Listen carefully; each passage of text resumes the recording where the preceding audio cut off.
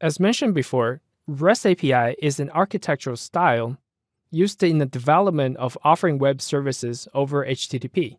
It is loosely defined and does not enforce any hard rules regarding how it should be implemented at the lower level. It is a high-level design guideline.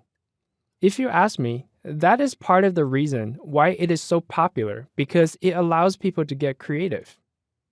However loose it may be, there are 6 architectural constraints defined by Roy Fielding. He's the person who coined the term REST that makes a web service a true RESTful API. We will discuss each of them in more detail in this section. At a high level, they are uniform interface, client-server decoupling, the API should be stateless, cacheable asset declaration, layered system, and can return code on demand. The first recommended REST API restriction is a uniform interface. What does that mean?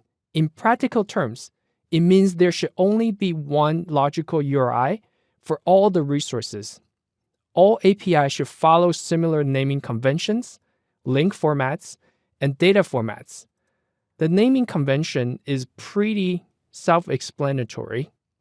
If we have a URI that is /interface for a summary of all the links in a switch, then it is logical to have interface Ethernet 1 for a more detail on Ethernet 1.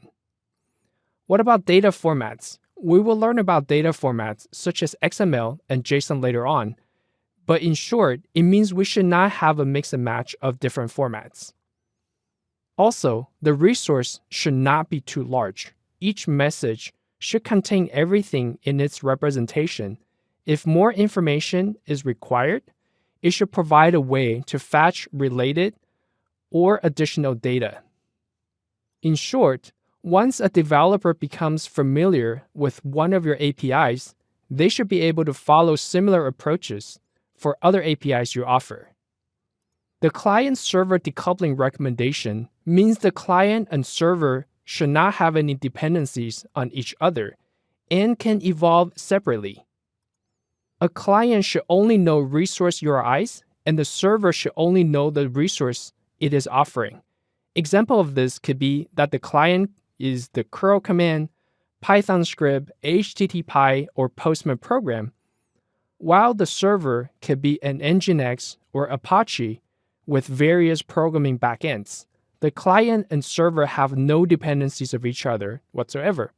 This is pretty common in today's world, so this constraint is probably just stating something that is pretty obvious to us.